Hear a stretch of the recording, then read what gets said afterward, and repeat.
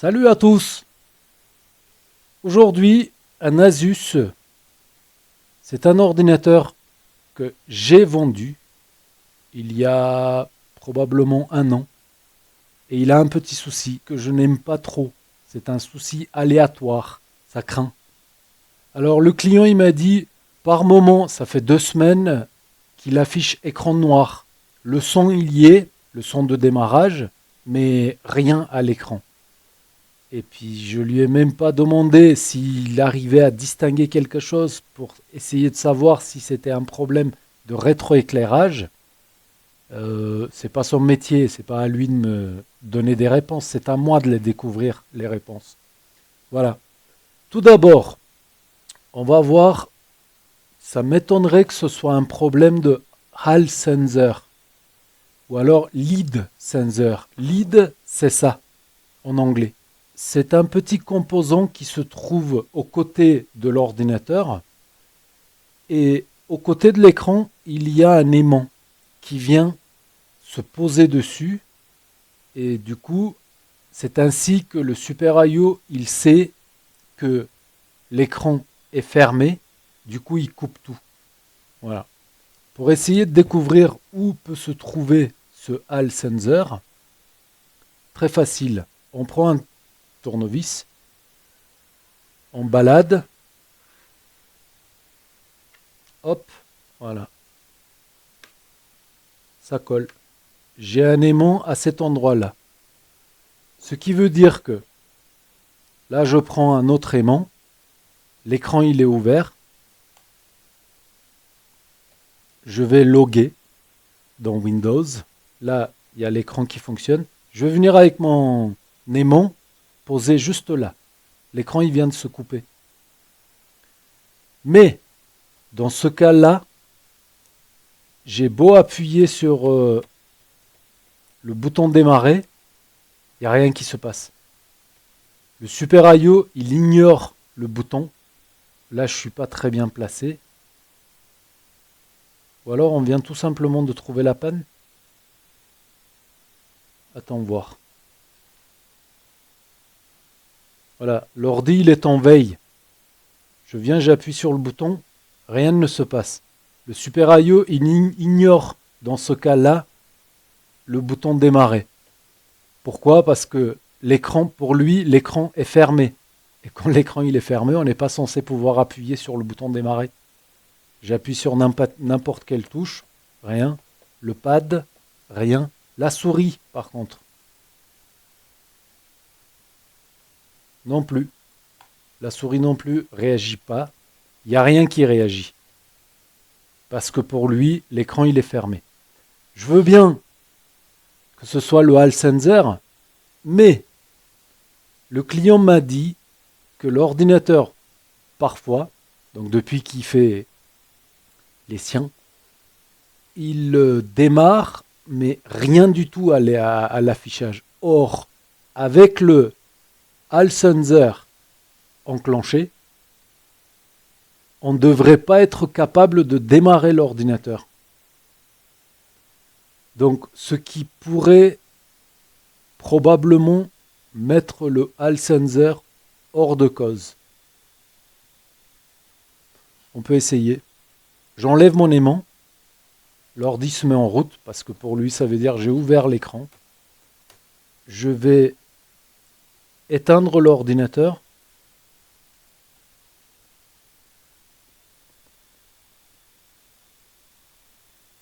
Ordinateur éteint.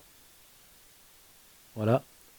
Je pose mon aimant ici. Je crois que c'était par là. J'appuie, rien. Bouton de démarrer, rien. Ça peut être trompeur, hein, cette histoire de Hall sensor. Voilà, là, vous allez me dire, ah, l'ordi, il est en panne. Il ne veut pas démarrer. J'enlève mon aimant, j'appuie sur le bouton et l'ordinateur, il part. Voilà. Donc, si c'était un problème de Hall sensor, on n'aura pas la possibilité de démarrer l'ordinateur. Donc, il est automatiquement hors de cause. Ouais, voilà. Ensuite, on va venir, ça peut être un problème de connexion, soit au niveau de l'écran, soit au niveau de l'LVDS, au niveau de la carte mère. Pour ça, je vais venir tordre l'écran dans tous les sens. Voilà. Par contre là, je vais ouvrir.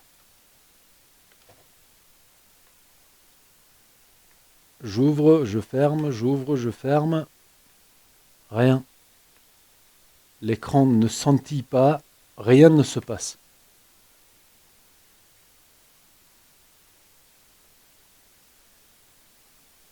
Problème de RAM? Je crois pas. Parce que quand on commence à avoir un problème de RAM, l'ordinateur fige. Voilà. En cours de route.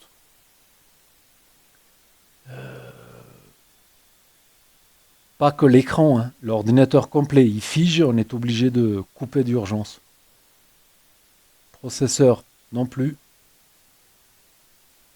Qu'est-ce que ça peut être? Vous avez des idées, vous? On va démonter l'ordinateur et on va aller voir un peu ce qui se passe à l'intérieur. On va voir, on va peut-être tomber sur quelque chose d'intéressant.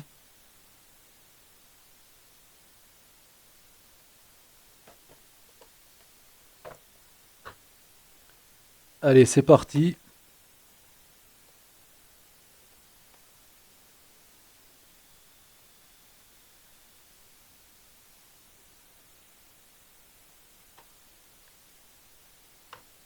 Comme j'ai déjà montré sur une autre vidéo, il ne faut jamais ouvrir complètement.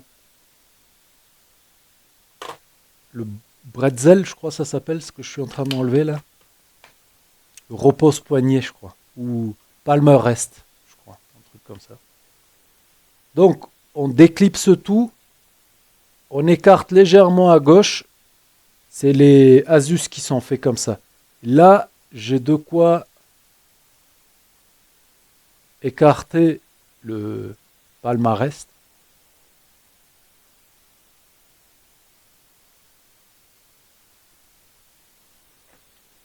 pour venir déconnecter. Voilà, je vous montre. Pour venir déconnecter mon clavier et le pad.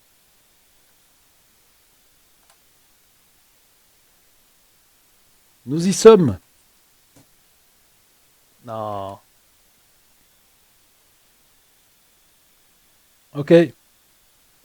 Je vais aller souffler.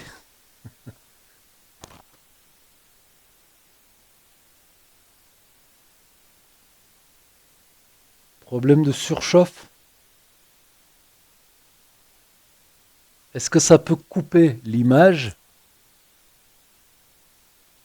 et le son continue? Enfin, le système n'est pas figé. Je ne sais pas. On va essayer de découvrir tout ça. On va inspecter également le connecteur qui m'a l'air très bien raccordé. Ouais, on va voir ça. Je vais souffler un peu et j'arrive. On y voit beaucoup plus clair déjà.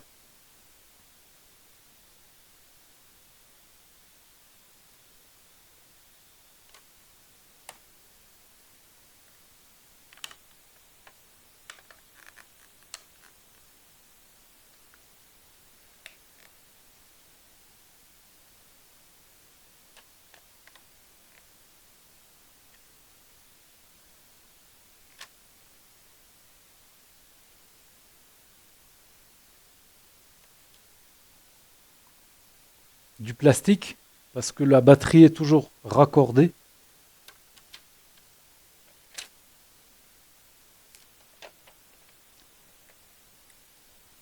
Le Super IO, c'est un ITE IT 8995E-128.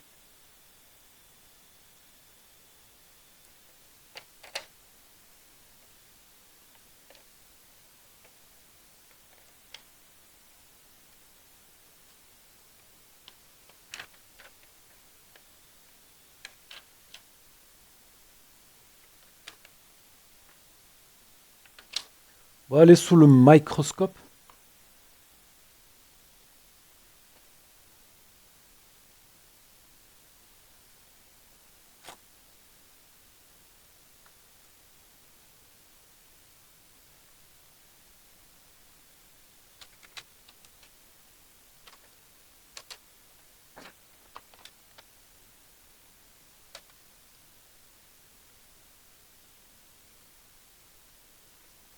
Ok.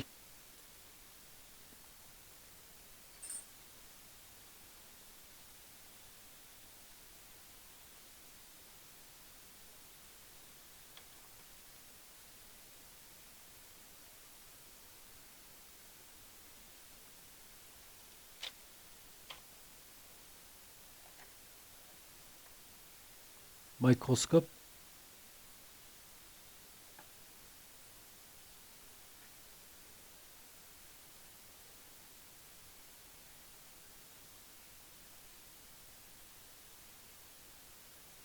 Le connecteur a l'air en très très bon état.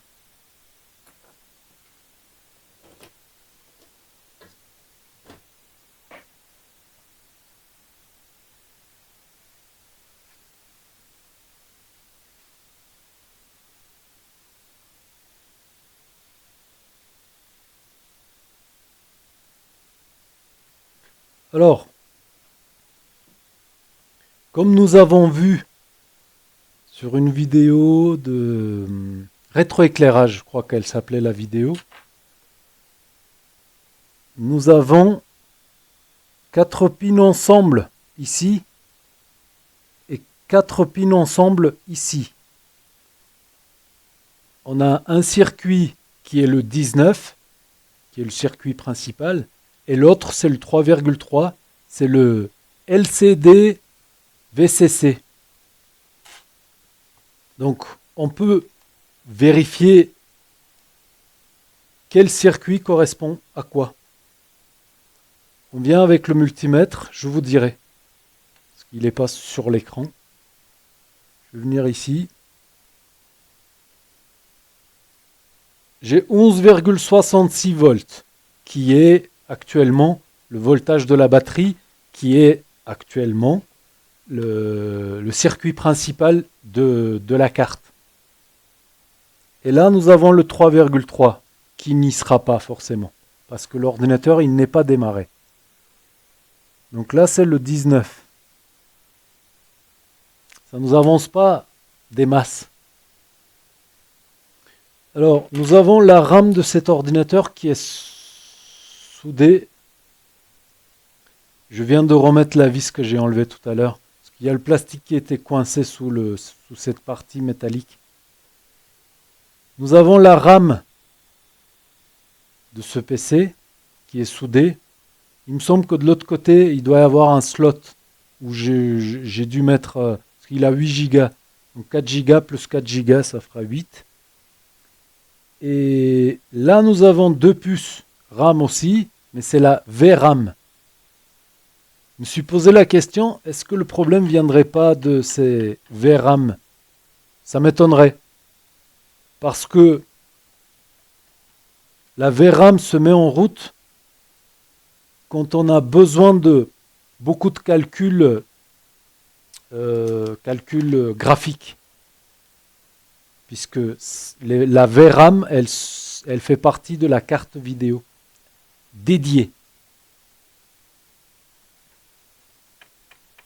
Je pense pas que...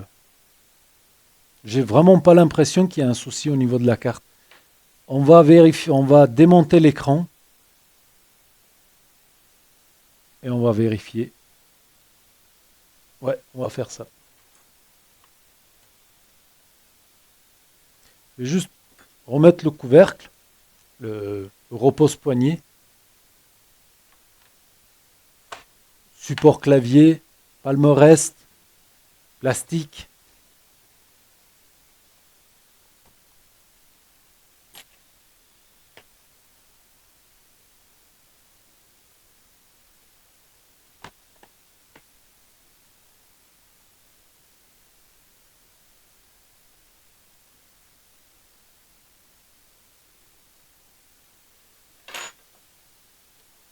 Ce serait l'occasion aussi de resserrer un peu les charnières côté écran.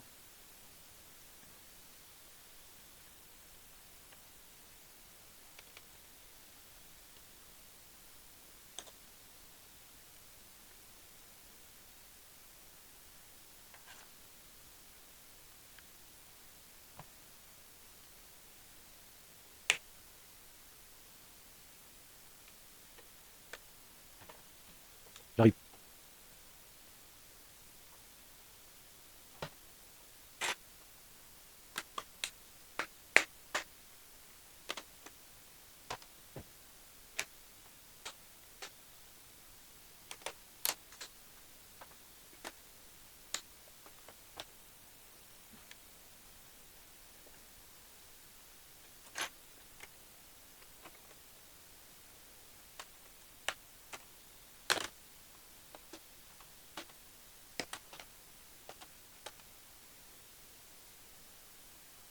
Il est là l'aimant dont je veux parler.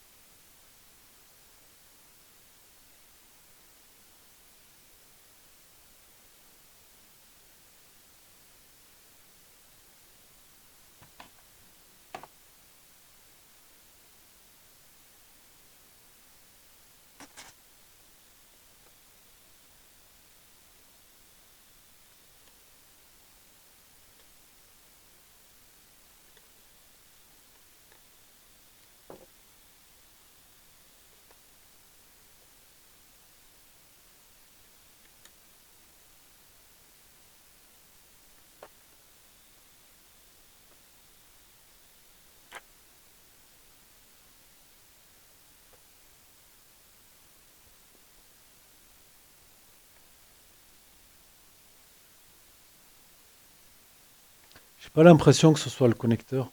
Il m'a l'air bon. Microscope.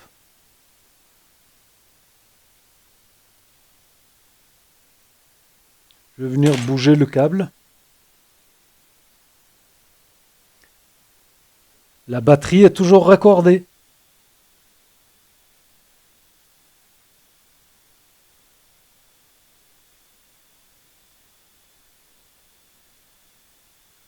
Alors, comment on sait que l'écran, le connecteur, il est bien raccordé?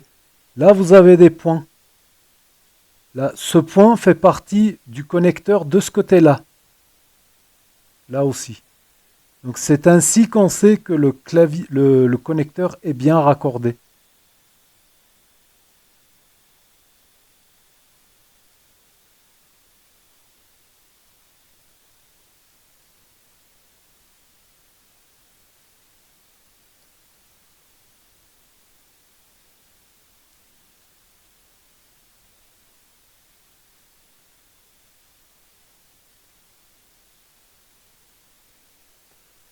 Non, c'est pas un problème de connecteur. Il m'a l'air en très bon état.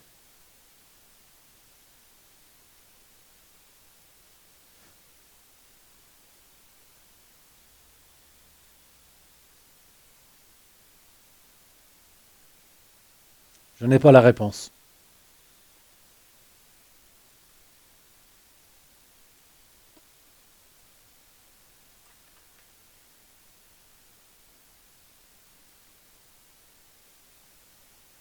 La dalle qui serait en train de tomber en panne?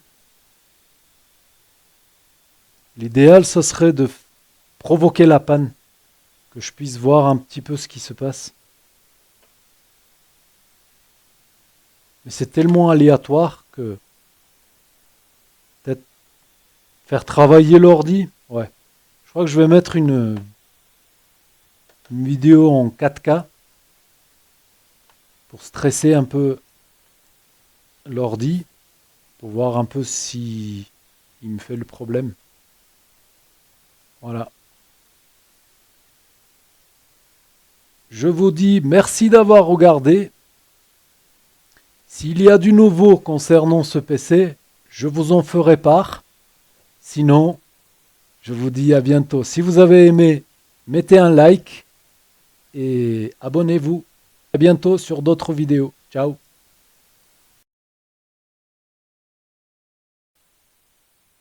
C'est dingue comme j'oublie que je n'ai plus le micro. Je viens de vous faire le bonus hors micro, donc je le refais. Donc je disais, je vais faire stresser le PC en espérant le faire tomber en panne, provoquer la panne. Si c'est le cas, eh ben, je vais tout de suite appuyer sur le bouton démarrer l'enregistrement et c'est reparti. Si ce n'est pas le cas, je vais demander au client de venir récupérer l'ordi en lui disant que je n'ai rien trouvé d'évident et qu'entre-temps, j'ai fait un bon nettoyage à l'intérieur et peut-être voir si c'était pas un problème de surchauffe, protection, quelque chose. Voilà. Dans ce cas-là, il va faire le test chez lui pendant plusieurs jours et si ça retombe en panne, d'ici là, on aura peut-être un peu plus d'infos sur la panne et on verra. À bientôt. Ciao.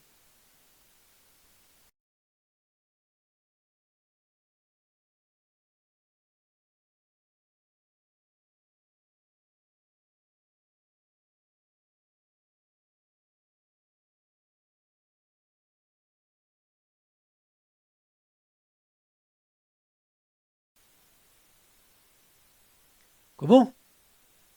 Faire un test après avoir remonté le PC? D'accord, on peut. Voir si j'ai pas cassé quelque chose.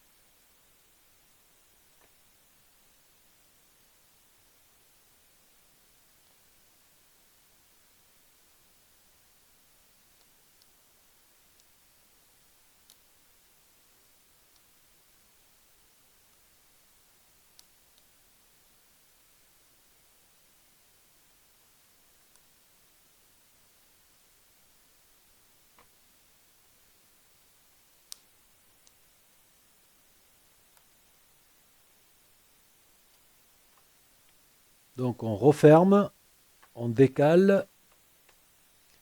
Avant de tout clipser, on vérifie les vis qui nous restent. Si c'est sympa, des vis qui vont dessous, pas à l'intérieur, avant de tout reclipser. Et bien entendu, on appuie sur le bouton. Il faut voir si ça fonctionne. Nous avons l'image. Maintenant, on peut clipser.